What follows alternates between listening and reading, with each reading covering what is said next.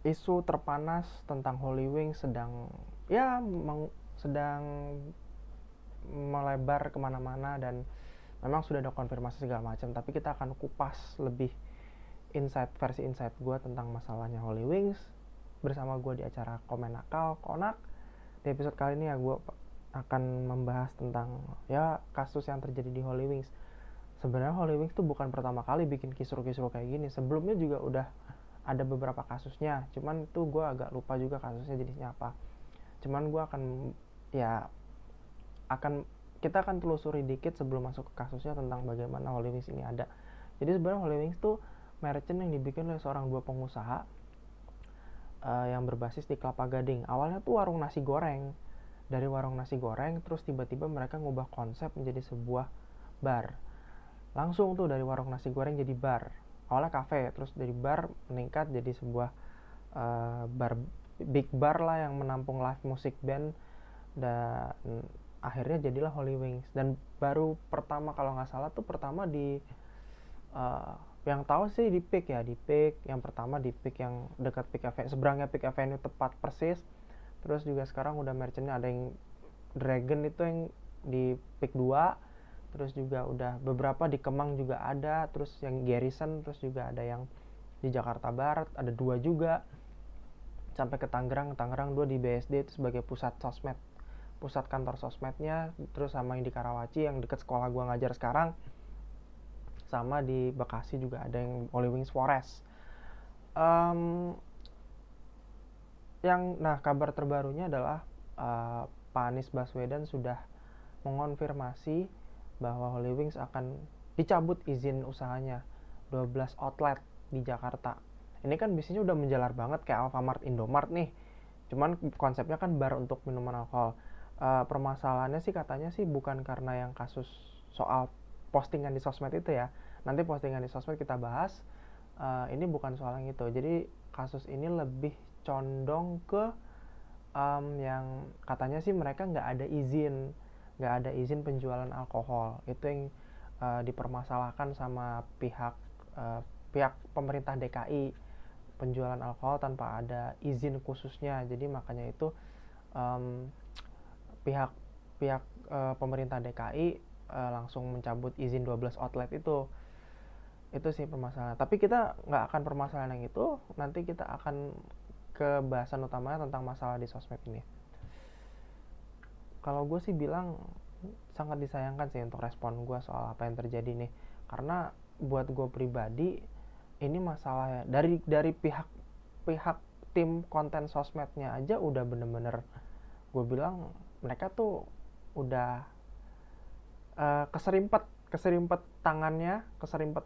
Dan ya awalnya tuh sebenarnya gue tahu sih kalau nggak salah yang promosi Jin itu kan katanya nyarinya nama Mario dan Maria awalnya gitu, tapi kok tiba-tiba ada tulisan Muhammad dan Maria tuh gue belum tahu loh yang itu sampai postingan itu di take down. Dan kalau kita bicara sedikit mungkin ini agak sedikit sensitif ya, karena kalau nggak salah ini menyinggung entitas sosok dari dua agama kan, yaitu Muhammad ya Nabi Muhammad, Maria Bunda Maria di Kristen. Jadi yang tadi di Islam, yang satu di Kristen. Kalau gue ceritain sedikit mungkin gue agak kurang tahu ya, karena kan jelas gue bukan orang Islam. Jadi ya kalau yang gue tahu kan Nabi Muhammad lah junjungannya yang agama Islam yang dihormati, yang dijunjung ya, bukan disembah tapi dijunjung sama mereka sebagai nabi perantara Allah Subhanahu wa Ta'ala-nya. Nah itu sebutnya. Kalau Bunda Maria terlebih ini kan Kristen, tapi yang benar-benar sangat menghormati Bunda Maria itu kan yang Katolik, bukan yang Protestan. Protestan mungkin menganggap sebagai ibu dari juru selamat, tapi kalau buat orang Katolik beda lagi.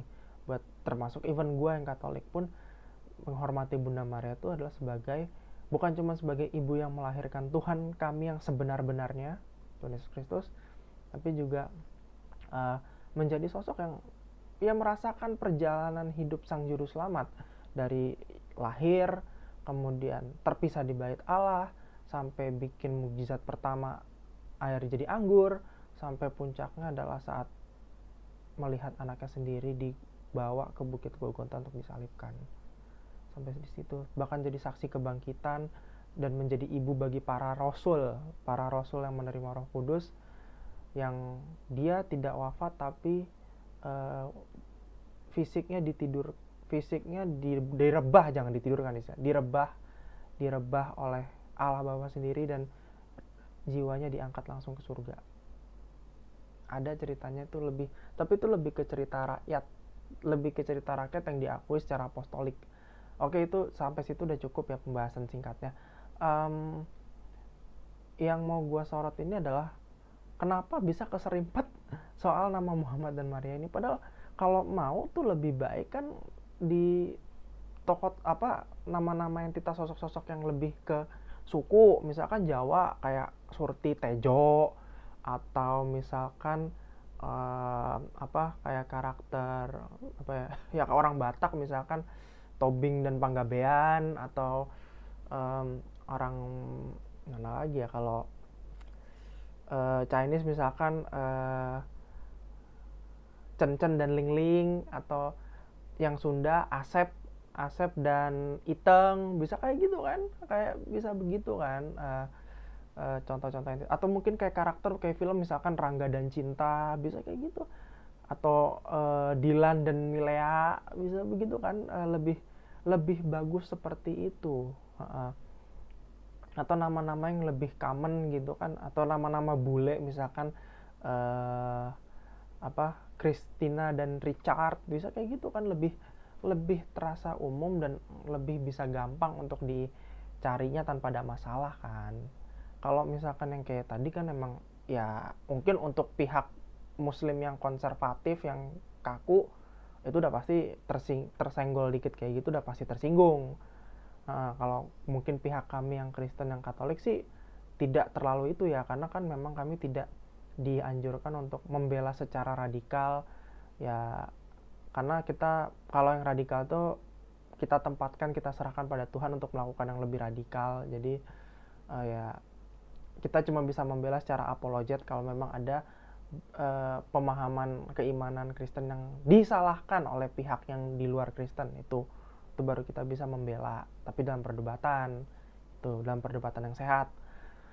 Ya, ini juga imbasnya fatal sih dari kejadian postingan yang kemarin itu, karena bisa dibilang dari kejadian 6 oknum tim kreatif sosmednya ini bisa dibilang mempertaruhkan nasib 3.000 karyawan, bukan cuma di Jakarta tapi di seluruh cabang Holy Wings yang udah kesebar di beberapa kota di Indonesia. Ada yang di Jogja, di Semarang, di Bandung, di Medan, yang baru dibuka Canggu di Bali kan, apalagi banyak loh di Bali, karena mereka kan udah mau bikin sebagai entertainmentnya, pusat entertainmentnya di situ.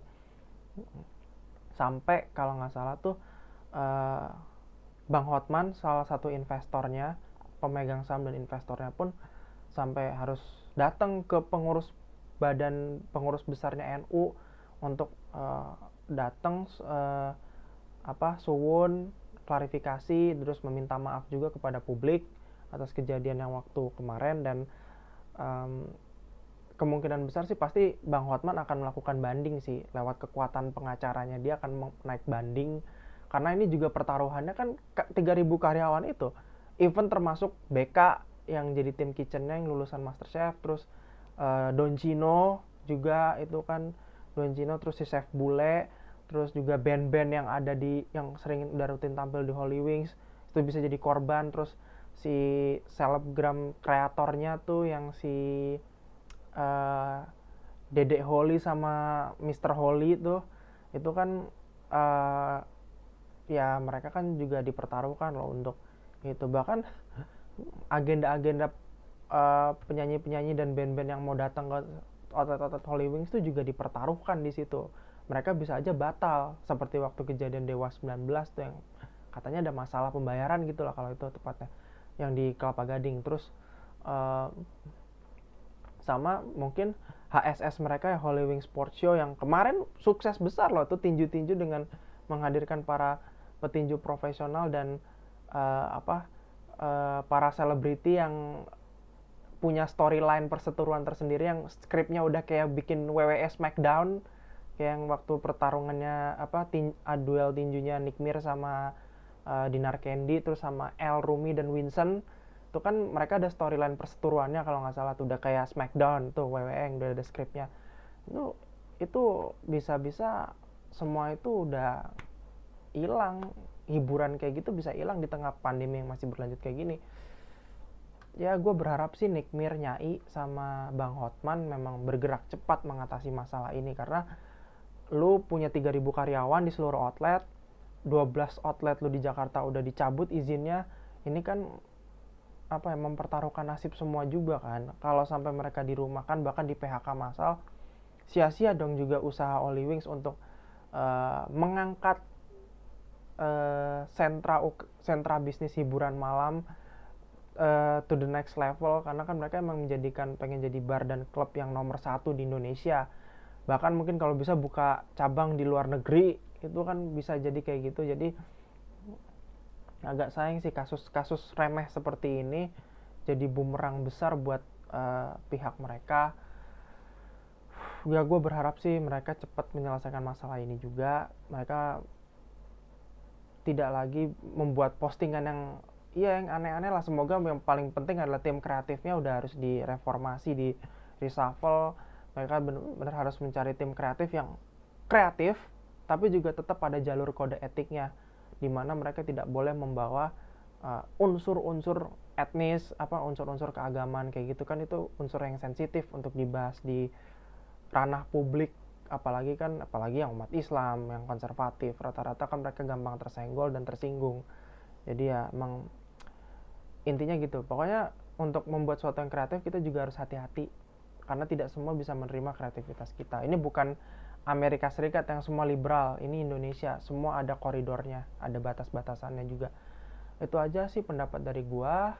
Ya semoga kasus ini bisa cepat teratasi, dan ya kita yang belum sempat ke Holy Wings masih kan dapat kesempatan lah bisa ke sana. Walaupun bukan di Jakarta, mungkin yang di Bogor atau yang di Bekasi atau yang di Tangerang, Tangsel, Depok nggak ada. Depok kayaknya nggak bakal berani buka juga sih, belum tentu berani buka. Ya oke, itu aja dari gue cukup. Salam tips sih, tetap waras. Oke, jangan lupa komen, like, dan share.